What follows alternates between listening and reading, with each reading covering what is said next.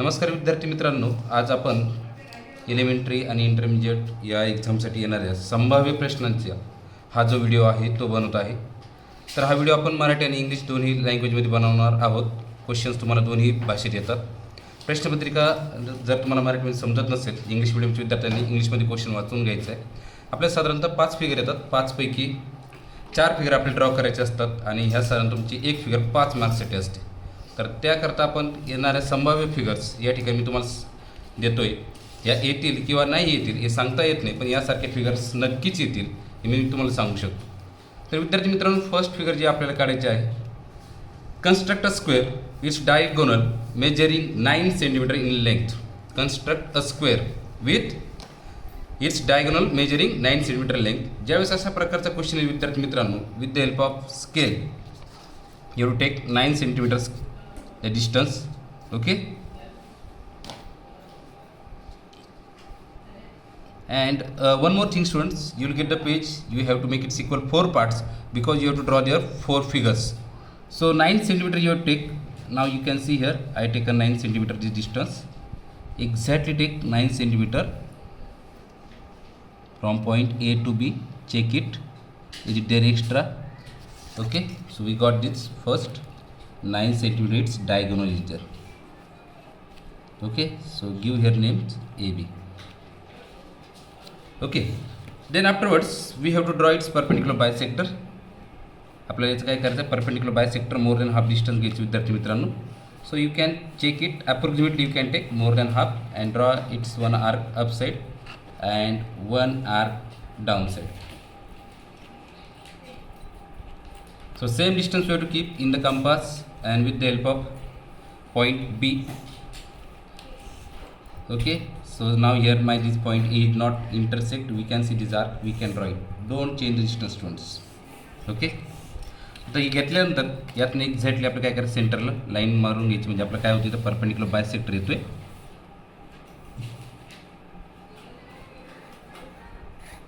विद्यार्थी मित्रांनो, हा पेपर ज्यावेळेस तुम्ही फिगर ड्रॉ करत असाल तुमची पेन्सिल शार्प असली पाहिजे, खूप डार्क नको, कारण डार्क क्वेश्चन जर तुमची असेल तर तुमचं डिस्टन्स थोडंसं मिलीमीटरमध्ये चेंज होतं. त्यामुळे एक्झॅक्टली किती घ्यायचं आपल्याला, ती जी पेन्सिल असेल ती एकदम फेंटी नको आणि एकदम डार्क नको. आता आपण घेतलं आहे AB. Then what to do, तर इथं आपण घेतो आहे point O. The distance between point O and A लक्षात ठेवा. हा जो आपण परपेंडिक्युलर काढला आहे त्या दोघांमधलं डिस्टन्स OA किंवा OB घ्या, कुठलाही घेतलं तरी काही हरकत नाही. ज्या ठिकाणी जाईल त्या ठिकाणी आर्क काढायचे आहेत, एक अबो द लाईन अँड एक बिलो द लाईन, एक वरती काढायचं आणि एक खाली काढायचं. विद्यार्थी मित्रांनो, तुमचे आर्क कुठेही आले तरी काही फरक पडत नाही, फक्त ही जे 2 आर्क आहेत ही आपल्यासाठी खूप महत्त्वाचे आहेत. आता माझं काय झालं, या ठिकाणी जे इथं परपेंडिक्युलरचे आर्क आले त्याच ठिकाणी दोन्ही आर्क आल्यामुळे तुम्हाला असं वाटू शकतं की आपल्या तिथंच आलेच पाहिजेत, असं काही नाही विद्यार्थी मित्रांनो. तुमची जिथं आर्क येतील तिथून तुम्ही डायरेक्टली ड्रॉ करणार आहात. बघा दिसत असेल तुम्हाला ही फिगर मी कशा प्रकारे काढतोय. So from this A, now from point B, where is the arc, which are these arc which we have drawn from the point O to A distance we have taken that much. Okay,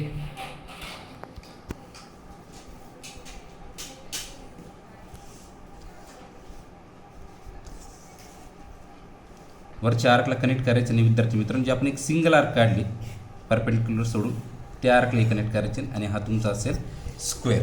okay, आता याची length किती तुमची 9 centimetre. किती length होती AB, म्हणजे जिथं mention करायचं तुम्हाला, it's a properly draw it 9 centimetre. So here you can, with the help of scale you can do it. And now give the names AB, you can give here name C and here name D. See these points are there students. इथं आपण काय केलं आहे, हा square draw केला आहे. Okay, आता झाली आपली पहिली फिगर. आपण पुढची फिगर घेतो विद्यार्थी मित्रांनो. पुढची फिगर आहे तुमची, सो कन्स्ट्रक्ट स्क्वेअर झाली आपली. आता कन्स्ट्रक्ट सर्कल काढायचं आपल्याला आणि त्याचं 4 पार्ट्समध्ये त्याला काय करायचं, डिवाईड करायचं. ओके, तर आता तुम्हाला जो दिलेला आहे विद्यार्थी मित्रांनो, यानंतरचा आपला जो क्वेश्चन असा असू शकतो, divide the 8 parts equal to the circle of radius 4 centimetre. म्हणजे 4 सेंटीमीटर रेडियसचं तुम्हाला काय घ्यायचं आहे, इथे सर्कल घ्यायचे विद्यार्थी मित्रांनो आणि तो आपल्या किती पार्ट्समध्ये डिवाइड करायचा, 8 पार्ट्समध्ये. सर विद्यार्थी मित्रांनो, या ठिकाणी तुम्ही बघू शकता 0 to 4 you have to take the distance between compass and pencil point. How much there? 4 centimeters. So take exactly 4 centimeter distance and draw a circle.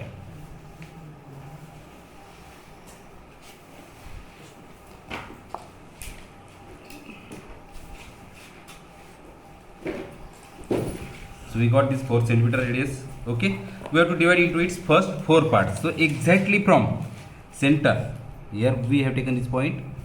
So from this we will get directly diameters. या 2 डायमीटरमुळे काय तुमचं exactly हा जो circle आहे हा किती पार्ट्समध्ये divide होतो? 4 पार्ट्समध्ये. आता आपल्याला हा किती पार्ट्समध्ये डिवाइड करायचा? 8 पार्ट्समध्ये. ओके,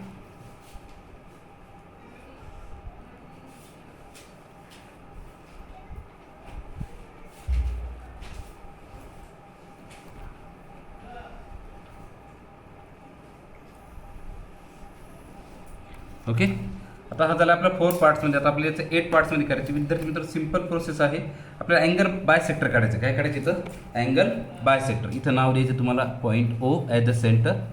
इथं द्यायचं ए, इकडे द्या बी, इथं देता येईल सी आणि इकडे देता येईल डी. ओके, हे 4 नाव दिली.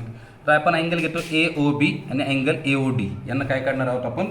Angle bisector. त्यासाठी सिंपल प्रोसेस आहे जसे आपण काढतोय आपल्या रेग्युलर अँगलचा बायसेक्टर जसं काढतो असं इथं एक आर्क घ्या, इकडे एक सेम आर्क घ्यायची कारण आपल्या इथे इक्वल 4 पार्ट्स आहेत त्यामुळे इकडे एक आर्क काढून घ्यायचं असं. ओके, कळते? तुम्हाला जर हवं असल्यास तुम्ही इकडे सुद्धा आर्क काढू शकता, तशी गरज नाही त्याची, परंतु ॲज यू विश. तर आता हे 2 आपण angle A O be consider करतो, याला आपल्याला बायसेक्ट करायचं. तर हे जे 2 आर्क काढलेत विद्यार्थी मित्रांनो, याच्यावरून काय करायचं आहे? एक अप्रॉक्सिमेटली डिस्टन्स घ्या आणि त्याचे आर्क काढा. ओके, पहिल्यांदा पॉईंट इथं ठेवायचं आहे, त्यानंतर इकडे आला थोडंसं डिस्टर्ब झालं माझ्याकडनं, एक्झॅक्टली त्याच लाईनवर आला पाहिजे, दोन्ही जिथं इंटरसेक्ट होत आहेत बघा.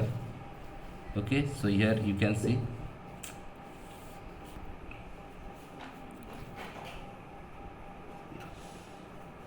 ओके, हा सेम आपण डिस्टन्स ठेवतो कारण आपण सेम आर्क घेतला त्यामुळे सेम इकडे आर्क काढून घ्यायची.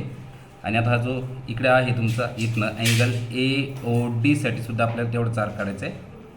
ओके, आता काही टीचर्स तुम्हाला सांगतील की तुम्ही इकडे सुद्धा आर्क काढू शकता ॲज यू विश. नाही काढले तरी काही हरकत नाही, डायरेक्टली आपण यातनं जे काही आर्क आलेत विद्यार्थी मित्रांनो, या ठिकाणी माझ्याकडनं जी डबल आर्क झाली तशी तुमच्याकडनं व्हायला नको. व्यवस्थितपणे आर्क काढायची कारण की त्या आर्क या तुमच्यासाठी मोस्ट इम्पॉर्टंट आहे तुम्हाला मार्क्स देण्यासाठी. ओके, आणि एक्झॅक्टली त्या आर्क आणि जो आपला काही सेंटर आहे सर्कलचा त्यातनं काय केलं पाहिजे? लाईन ड्रॉ करायची आहेत. आता याला तुम्ही नाव वेगवेगळे देऊ शकता. इथं द्या नाव पी, इकडं नाव देऊ शकता Q, anyone. So we can नाव count. This is the first part, this second, third, fourth, fifth, six, 7 and 8. You will start from this 1 2 3 4 5 6 7 8. So like these 8 parts are there.